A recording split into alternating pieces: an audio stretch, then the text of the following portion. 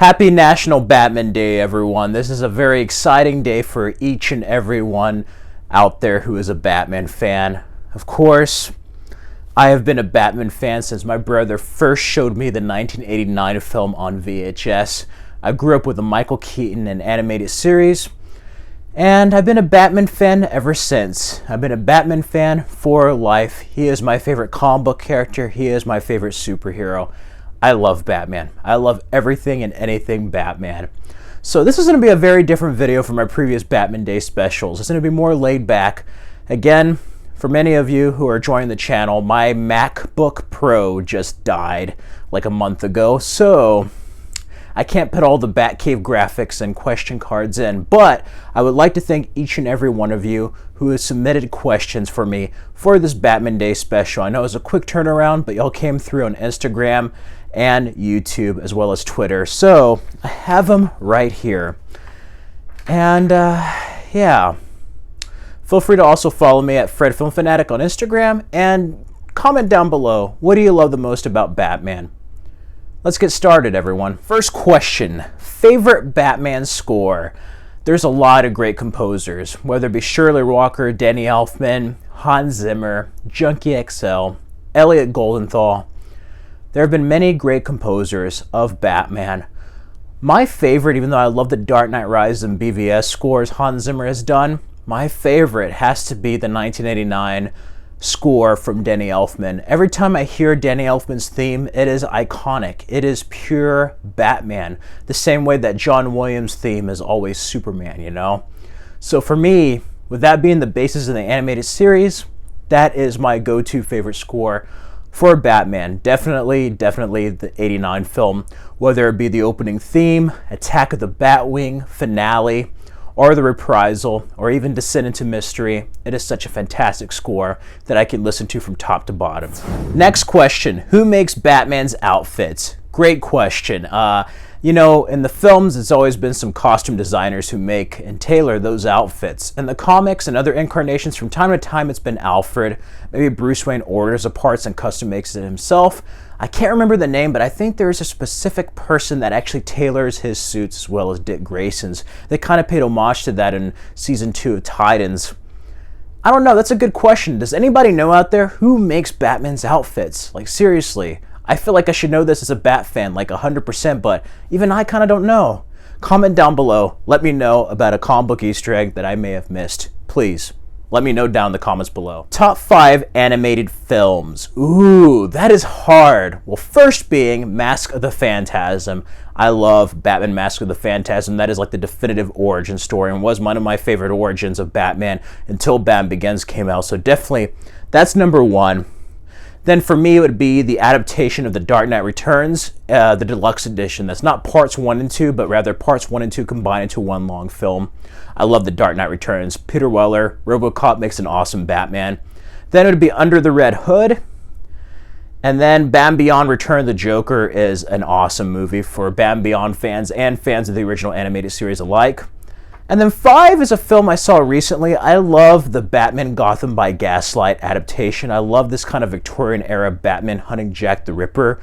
And it takes so many twists and turns and its own embellishments from the Batman mythos that I just absolutely love it. And it's a good adaptation from the Elseworlds story. Favorite animated series suit? Ooh, he's had many suits. You know, from Batman Beyond, the different mech suits, the regular suit. You have Justice League Unlimited. You have the New Adventures, but my favorite is his classic original animated series suit. Yes. The yellow emblem never gets old. It is iconic. I love that suit the most. It's still my favorite suit of any animation. I absolutely love it. Like, that's Batman. That emblem is Batman. Thoughts on Batman 89 comic? Ooh, I really love the Batman 89 comic. I love that they have the screenwriter Sam Hamm as a writer. It feels like a natural continuation from Batman Returns, like a kind of alternate Batman Forever, so to speak. But I love it. Having Billy D. Williams as Harvey Dent, the embellishments they take on Barbara Gordon, how like Pat Hingle and Michael Guff and Michael Keaton look like themselves, but they also favor more of their comic book counterparts. I still need to read issue 2, but so far I love it. I'm curious to see if this and Superman 78 go into the Flash movie. Overall, I can't wait to see what the 6-issue arc shows, and I love it. Even to Robin already being an established Robin before meeting Batman, that's kind of cool how they do that. I could totally imagine that being a younger Marlon Wayans back in the day. So overall, as an 89 1992 fan of the Michael Keaton Tim Burton verse, I'm excited. I absolutely love it so far. Favorite Batman soundtrack? First being Batman Forever. I love the Batman and Robin soundtrack with Smashing Pumpkins and Goo Goo Dolls, but this one, ooh, Hold Me, Through Me, Kiss Me, Kill Me by U2. You have Kiss from a Rose by Seal. Smash It Up has an awesome cover from The Offspring. Flaming Lips. This has an awesome soundtrack. I love this soundtrack. This is as 90s as you get. Only one soundtrack is forever. Batman Forever. And then if I had to mention another soundtrack I absolutely love, it is the Batman Arkham City album. This has so many great artists like Coheed and Cambria, Panic at the Disco, Crosses. The Years by Crosses is awesome. Then you have the Trophy Widow, Daughtry. This is an awesome album. I wish some of the songs were in the game. This is an underrated album. Next question, thoughts on the Batgirl HBO Max film? Well, the casting is very interesting. While it's not the most ideal choice, not the choice I would have gone with, I love the actress. I think she did a great job in Into the Heights, and I think that she's going to bring a different interpretation to Batgirl, yet stay true to the essence of Barbara Gordon. I hope they get J.K. Simmons back as Commissioner Gordon. They're talking about it. Overall, I'm excited. I think it's going to kick ass. I'm excited for that and Blue Beetle. I do have a problem, however, with it being on HBO Max. I really wish they would have it theatrically. Some of that might be the demographics, some of that might be like the way COVID is affecting the theater world and the film industry right now. Who knows what's going to happen? But for Barbara Gordon, for Batgirl in her own solo film, and with a person of color, it needs to be in theaters. Like, seriously. Favorite Batman video game? Ooh. He didn't have that many great video games until Arkham came along, so Arkham Asylum is probably my favorite. Story-wise, I love Arkham Origins. Gameplay-wise, I love Arkham Knight. And then Batman Vengeance and the Telltale series are great, but if I had to choose one, my favorite still the first Arkham Asylum. I love that game.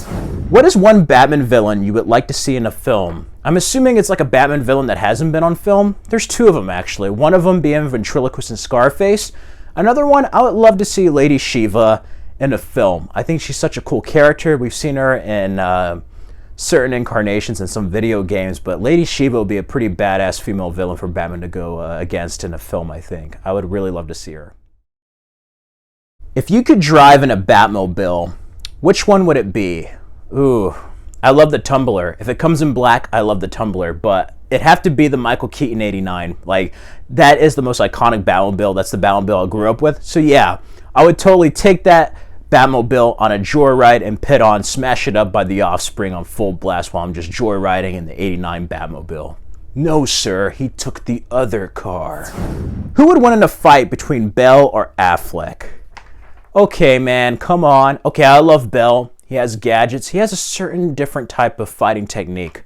But are you serious? Ben Affleck would sweep the floor with Christian Bale, and I love Christian Bale's Batman, but if you saw that warehouse scene, like, holy shit.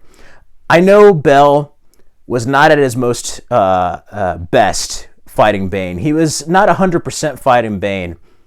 But even then, like, Ben Affleck would have no problem with Bane. Like, I would be kind of scared to go up against Ben Affleck's Batman. That guy is a beast and is like straight from the comics and Arkham video games. Thoughts on Titans Season 3? Overall, I think it's a major improvement from Season 2.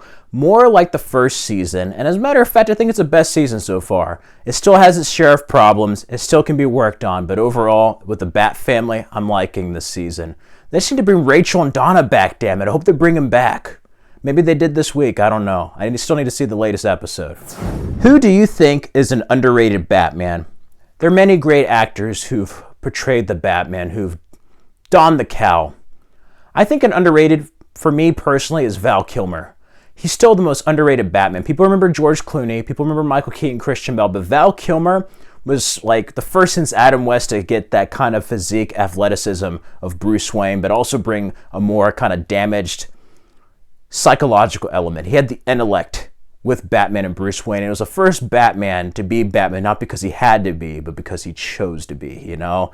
So that's something different. Val Kilmer, he had big shoes to fill with Michael Keaton, and some moments in the suit it's seamless. He feels like Michael Keaton's, but I think he added a lot more with Bruce Wayne that is just kind of taking it for granted for overlooked. So for me, Val Kilmer still is one of the most underrated Batmans on film. Next question. Oh, this question's actually been asked before in other videos, but I'll answer it again. First Batman comic you ever read? The one that I remember reading had to be my brother's Batman vs. Spawn from Todd McFarlane and Frank Miller. I absolutely love it. So yeah, that would be the one that I read first. Kind of dark, I know, but then again, so is Batman.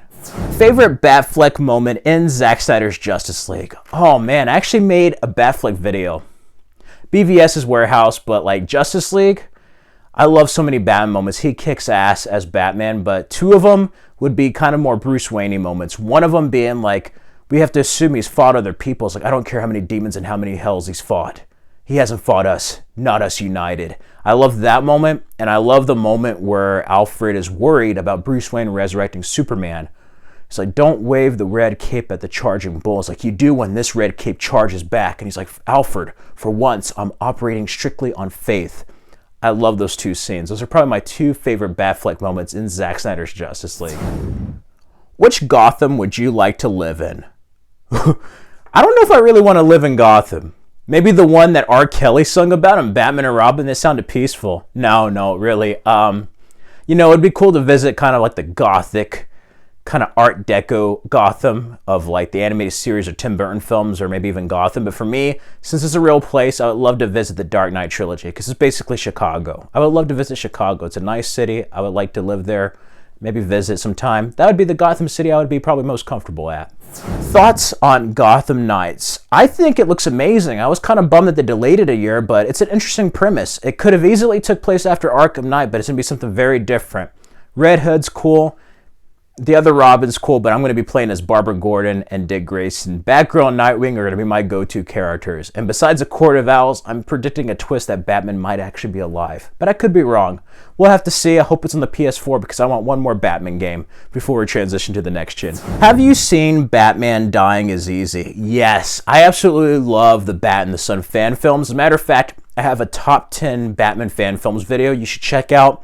I'm going to update it after next year. But that's definitely going to be up there in the top 5. That's one of their best productions yet for being shorter. I love that Michael Madsen was Harvey Bullock. That's just the whole film was just done so well. And Kevin Porter is probably one of the best live action Batmans, you know. Like it's just like Kevin Conroy and Ben Affleck, and it's just like straight from the comics. I absolutely love what Bat in the Sun does, and that's one of my favorite Batman fan films from recent years. Last question. Are you looking forward to The Batman? Yeah. Ever since that DC fandom trailer was something in the way, I was like, whoa, okay, I'm won over. I have to admit, when Pattinson was cast, you can see my previous Batman Day special, I was not happy. I was not happy that he was cast. I was really upset. But then my mom said, you remember how you felt about Daniel Craig, Fred, after Pierce Brosnan? You were kind of pissed off, and you saw how Daniel Craig ended up being an excellent James Bond. Maybe he'll do the same for Batman. Yes, he won me over with the trailer already. I love the look of it. Batman Year One look with a kind of like 30s aesthetic to it, very dark, almost like Seven or a David Fincher film. And Matt Reeves, you know, I love what he did with Dawn and War for the Planet of the Apes, and he's going to do an amazing job with this film. Colin Farrell doesn't even look like Colin Farrell's a penguin. I can't wait to see what John Turturro's like. It's Carmine Falcone, and then you have Zoe Kravitz, Selena Kyle. Oh, man. It's going to be good. It's going to be good, and then Riddler, it's going to be a different type of Riddler, so yeah. Overall, I'm excited to see it. I'm also excited to see how Andy Serkis looks as Alfred, because we haven't seen him yet, so we'll have to see. I can't wait to see the new trailer on DC Fandom this year. Overall, what can I say? If we get over COVID, hopefully, fingers crossed, that's the movie I'm going to go see in IMAX on opening day. That and Mission Impossible 7. Anyway, that does it for this Batman Day Q&A special. Thank you all for bearing with me. Again, my MacBook died, so this is all done on my iPhone. Thank you also for submitting questions for me to answer. I had fun on last year's video, and yeah, I really wanted to do this again. Maybe next time I'll have a giveaway. This is a bit more laid back, a little bit more grounded. But until then, may you all stay safe and healthy out there. And remember to wear a mask. The mask isn't for you. It's to protect the people you care about. Please wear it, stay safe and healthy, and I hope you all have a wonderful Holy Roasted Metal Batman Day 2021. I already watched the Dark Knight trilogy. I'm probably going to watch Batman 89. I'll watch a bit of Batman Year 1, Mask of the Phantasm, and Dark Knight Returns during the week. So I'll probably put some Adam West, Batman 89, and Batman Returns and Batman Forever or something. We'll figure it out. Maybe play some games. Thank you all for watching, and check out these other videos for more content. Till next time, everyone. Thank you.